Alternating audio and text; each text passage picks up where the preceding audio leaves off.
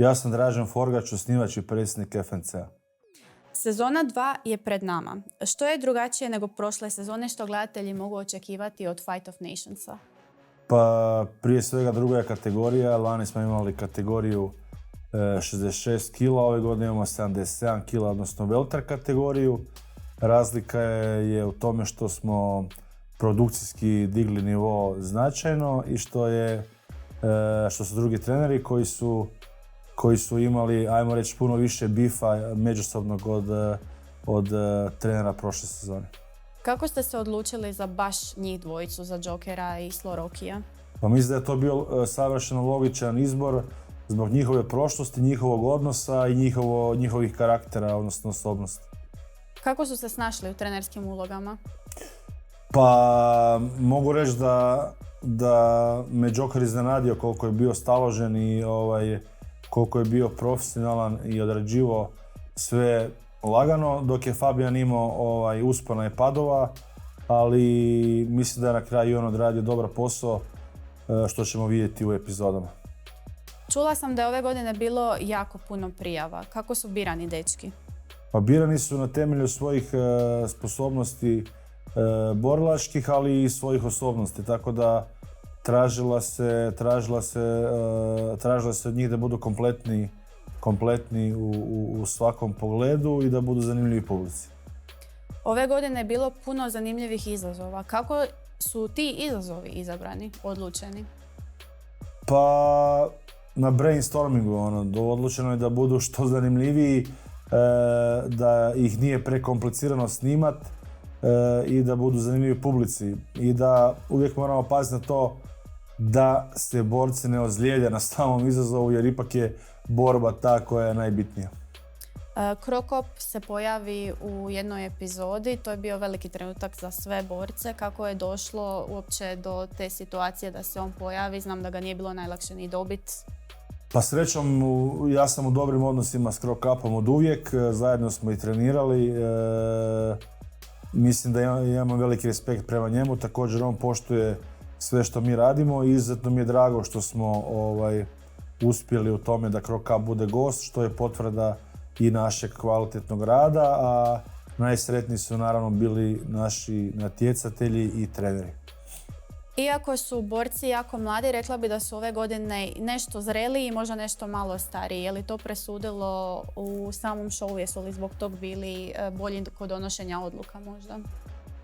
Pa da, definitivno su bili ozbiljniji ove sezone. Vrlo vjerojatno su tu pridonijeli njihove godine, ali naravno njihovi karakteri. Tako da bilo je vrlo jednostavno s njima raditi. Osim u nekim situacijama kad su im neki izazovi bili malo previše izazovni. Ali za to morate pratiti epizode da bi saznali. Hoćemo. Šta je borcima možda bilo najteže? Što se očekivalo da će im biti najteže ili mi ispalo da je to najteže ili je bilo nešto posve drugo? Pa mislim da nisu imali oni prevelikih problema s bilo čime. Mislim da u ovoj sezoni je bilo puno jednostavnije s njima. Nisu bili nešto ni prezahtjevni. Bilo je svega. Vidjet ćete sami kako je to rezultatski se razvijalo. Bilo je tu tenzija, bilo je tu svakakvih situacija, ali na kraju je sve ispalo dobro, zanimljivo i još ništa nije gotovo. Tako je. Što je tebi, bez da previše otkriješ, bio možda najbolji trenutak sezone? Pa najbolji trenutak sezone mi je bio jedan moment kad je Fabian čestitao Jokeru na određenoj situaciji, kako je reagirao i to je bio onako pozitivan šok za sve pa i za mene. Evo, to mi je bilo najsimpatičnije u cijeloj sezoni i to ćete vidjeti. Ali vrlo brzo je nakon toga opet sve ušlo u stalnu kolotečenu tenzija. Tako da to je bio samo jedan kratki moment među njima. Zvuči jako zanimljivo, jedva čekam da vidimo to. Kako teku pripreme za FNC veliki u areni? Finale showa, borba trenera. Pa pripreme standardno, sve je pod kontrolom, karte se prodaju nevjerojatno brzo, ovih karata koje su najbliže kavezu gotovo više i nema. Rekao bi da je preko 60-70% partera već prodano. Najboljih tribina nema nakon 2-3 dana, tako da vlada opća ludnica i pomama za kartama. Ozljeda za sad nema, fight card se drži one koji smo pripremili, ali kažem, sad ulazimo u najrizičniji period kad kreću ti sparinzi, nadamo se da će biti što manje otkazivanja. Usudila bi se reći najveći event do sad. Pa s obzirom da je to finale druge sezone Fona, da je revanš između Fabijana Ilića, s obzirom da je Darko Stošić na kardu protiv Ivana Vitasovića u borbi za titulu teške kategorije, da se vraća Matej Batinić, da je na kardu i Francisco Croata Barrio, da imamo meč Ivana Sičaje i Politila za titulu u perolakoj kategoriji, da su na kardu najveći mladi talenti poput Fran Luke Đurića, poput Tirela Luke Abramovića, poput Marka Ančića. Mislim da je ovaj fight card definitivno jedan od najvećih i ne mogu dočekati ime. Fran, Luka, Marko bili su definitivno breakout zvijezde prošle sezone. Očekuješ li da se situacija ponovi, da imamo barem nekoliko budućih zvijezda FNC-a? Evo, to je najveća zapravo pobjeda koncepta Fight of Nationsa, da smo iz prve sezone dobili tako velike zvijezde kao što su naši mladi borci. Iako su tek krenuli u svoje profesionalne karijere, ja mislim da nema MMA fana na Balkanu koji ne zna ta imena. Tako da to je velika pobjeda svih nas i organizacije, da jednostavno imamo platformu na kojoj možemo u vrlo kratkom vremenu izbaciti velika imena, ukoliko oni imaju naravno talent i vještine da to pokažu sve i u kavezu. Sljedeće na listi knockout faza u Mariboru. Ako se ne varam, prvi FNC u Varaždinu i FNC u Crnoj Gori. Kako je došlo do tih odluka? Pa, FNC Knockout u Mariboru je logičan slijed.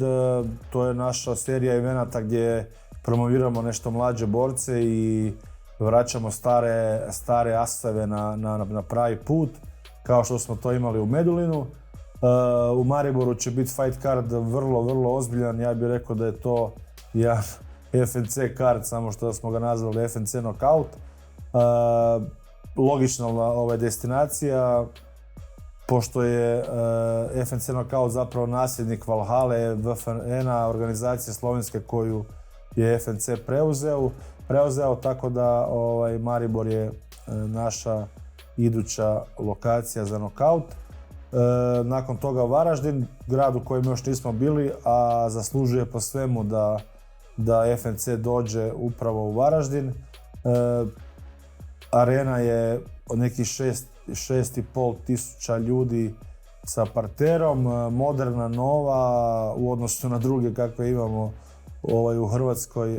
Mislim da definitivno veličinom i logistikom i svime tehnikalijama odgovara FNC-u, tako da logičan izbor.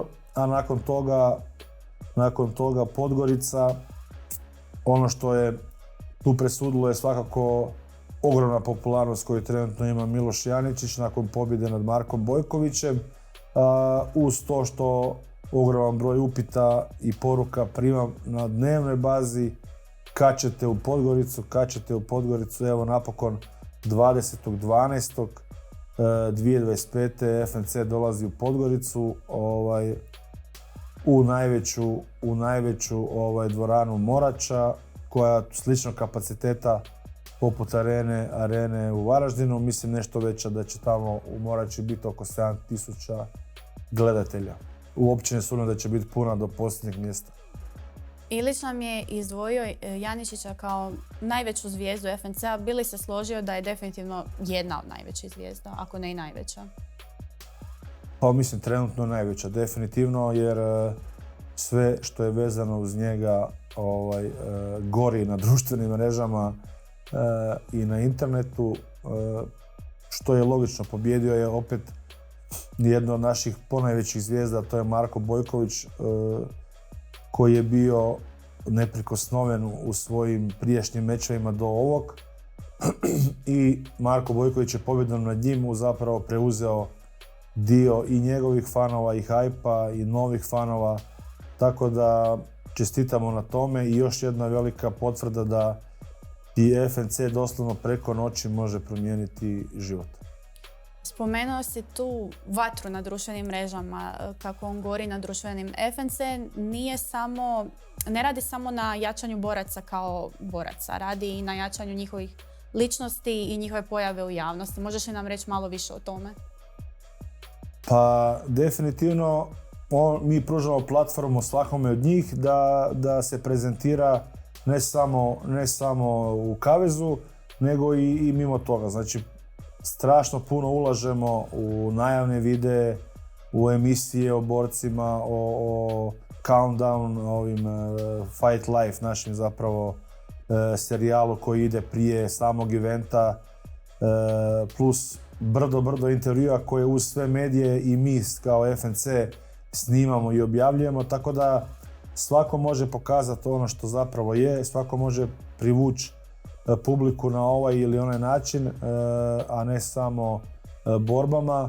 Tako da ono što je vrlo bitno, što razlikuje FNC od ostalih borilačkih organizacija što se tiče regije, a i šire, je što dajemo platformu tu da možeš postati lice i sporta, a i medija, i da možeš privući sponzore koji ti nakon toga olakšavaju i pripreme i bavljenje sportom. Kad smo kod tog rada na jačanju boraca, možeš li nam više otkriti o eventu na kojem gostujete sa Aleksandrom Ilićem i Vasom Bakočevićem u 11. mjesecu? Da, mi smo panelisti na konferenciji Sales for Future, gdje ćemo zapravo pričati o tome, o rastu FNC-a, o tome kako smo od male lokalne organizacije postali najjača organizacija u jugoistočnoj Europi, koja prodaje desetke tisuća karata, koja prodaje ogromnu količinu mrča, FNC-a i ostalih stvari vezanih uz FNC, a i uz same borce. I mislim da su tu opet vrhunski gosti sa mnom Vaso Bakočević, koji je, ajmo reći, pionir takvih radnji, takve prodaje što se tiče MMA-a u regiji, i Aleksandar Joker Ilić kao jedna od najvećih zvijezda FNC-a. I čovjek koji je zbilja popularan što se tiče društvenih mreža i zna kako prodati i proizvod i FNC, karte i pay-per-view i tako dalje. Da, mislim da su i Vaso i Ilić jako dobro shvatili koliko je bitno da prodaju i sebe uz tu borbu, svoju ličnost nekakvu. Pa naravno, apsolutno. Znači, svaka organizacija voli borce koji znaju svoj posao, koji znaju da organizacija živi zapravo od prodaje ulaznica, od prodaje pay-per-viewa, i da moraju dati sve od sebe da rade na tome, a njih dvojica to rade jako dobro i svaka organizacija želi imati takve borce.